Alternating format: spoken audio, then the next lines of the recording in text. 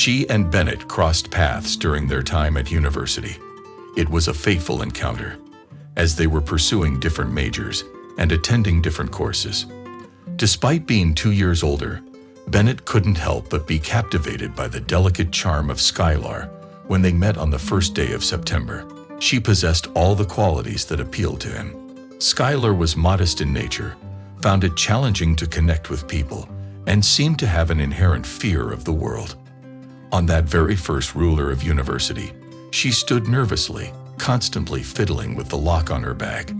In that moment, a new chapter of her life was commencing.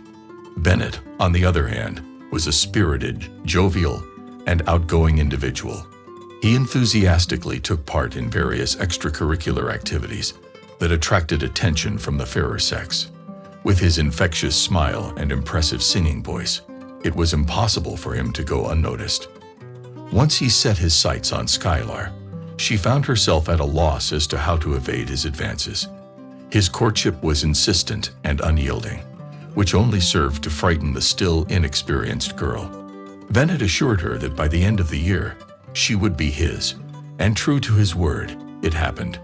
By the time their relationship turned 3 years old, during a routine visit to the women's doctor, she learned unexpected news.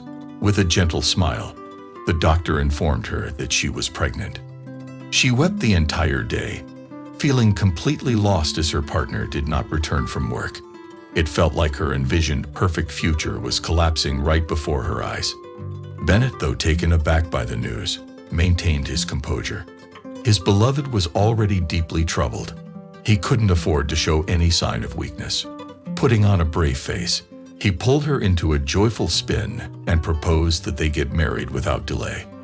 And so their little family unit was established.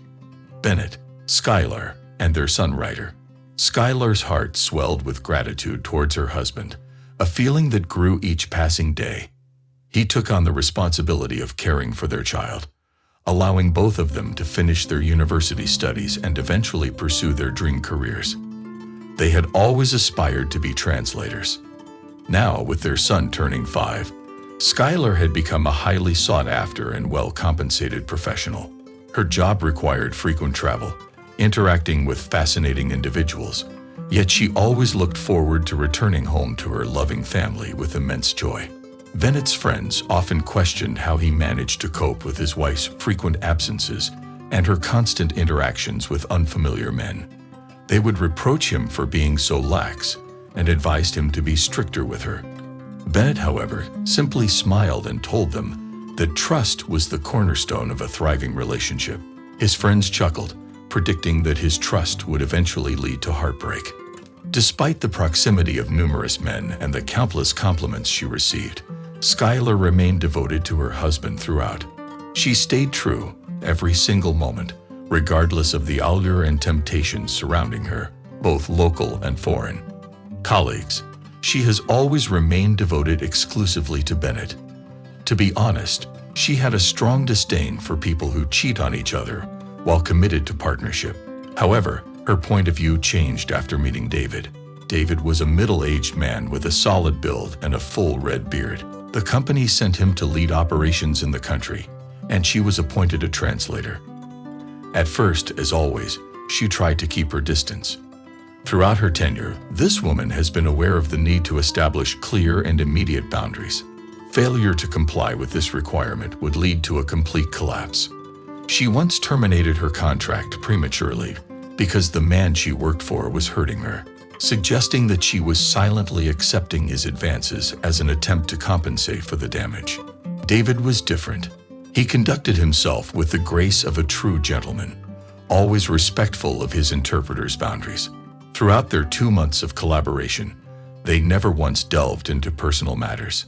When he invited her to dine together at a restaurant, Skylar initially declined out of habit.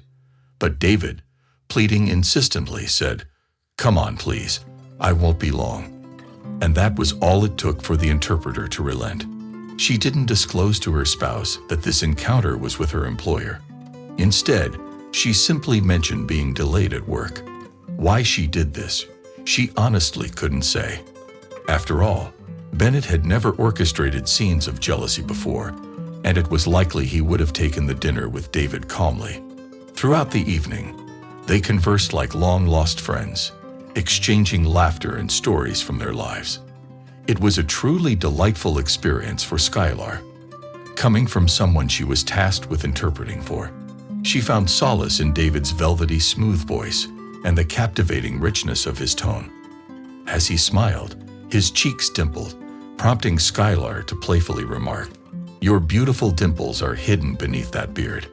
They sipped an extravagant bottle of vino, deep in conversation. The man chuckled and said, "Without my beard, I look like a goofy kid. Wanna see a pic?" Time flew by as they chatted away. Before she knew it, the clock's hands had long slipped past midnight. Realizing how late it was, she quickly prepared to leave. "Let me get you a cab back to the hotel," she offered her companion. Spring was just beginning to peek through. Most of the snow had melted away, though a few patches still clung here and there. The air was filled with the scent of moist earth, budding leaves, and something invigorating and joyful. That morning, she only got home at dawn. After spending the night in David's room, she found herself heading back around 4 in the morning. It was early morning, and she found herself in the back of a taxi, struggling to hold back her tears. The effects of the alcohol were starting to fade, allowing her mind to regain its sobriety. A realization washed over her. Something had occurred that should never have happened. She scolded herself for deviating from the expected chain of command, for indulging in excessive drinking. The intimate encounter with David, a surge of passionate desire, now loomed over her future. Throughout the entire journey home, she pondered what course of action to take. Her conscience tormented her relentlessly. She couldn't escape the fact that she would eventually have to confess to Bennett about what transpired between her and David. The truth would inevitably come out, and the consequences would be even more dire. However, the thought of revealing her infidelity to her beloved husband was both daunting and frightening.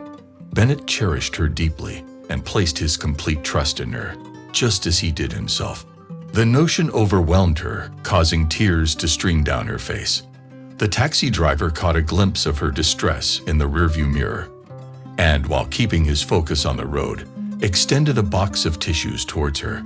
She was well aware that her husband would be up at 5 for his morning jog. She'd be walking through the door just as Bennett was rising, only to be greeted by her tear-streaked, mascara-stained visage. The time had come for her to bare her soul. As Bennett emerged from the shower, she stepped into the apartment. He immediately noticed the sorrow in her eyes and the streaks of mascara. With a sense of dread flooding his mind, he hastened towards his wife, haunted by thoughts of the direst scenarios. Had someone harmed her, it was his duty to shield her. And then, as she enveloped him in a tight embrace, absorbing his presence with every fiber of her being, she whispered 3 heart-shattering words. "I cheated on you." In that moment, his entire world crumbled. They sat in the kitchen, talking through the early hours until Ryder stirred awake. The anguish made him want to scream into the void, yet he mustered a smile for his child, drawing on his last reserves of strength. The little boy lacks an understanding of adult problems. Subsequently, her husband silently pulled himself together, took their son and left. She found solace in solitary contemplation within the confines of their home. That evening, her husband announced his desire to end their relationship. Bennett wanted to be alone, sort out his thoughts, and reconsider his position on this issue. He bought a plane ticket and spent almost 2 weeks drowning his grief on the beach. The divorce was still not easy for him. He felt remorse towards Ryder, and deep down, Bennett still harbored love for his wife, despite her misdeeds. They continued to coexist until their son reached adulthood. Then one day, Bennett packed up his things and moved into a rented apartment. My love for my wife has faded. As the years passed, their son grew up, and the man gradually realized his newfound freedom from all obligations. The decision was made, albeit with great difficulty, 13 long years after that fateful day. She naively believed that her husband had forgiven her, but life had subjected her to a new test that seemed insurmountable.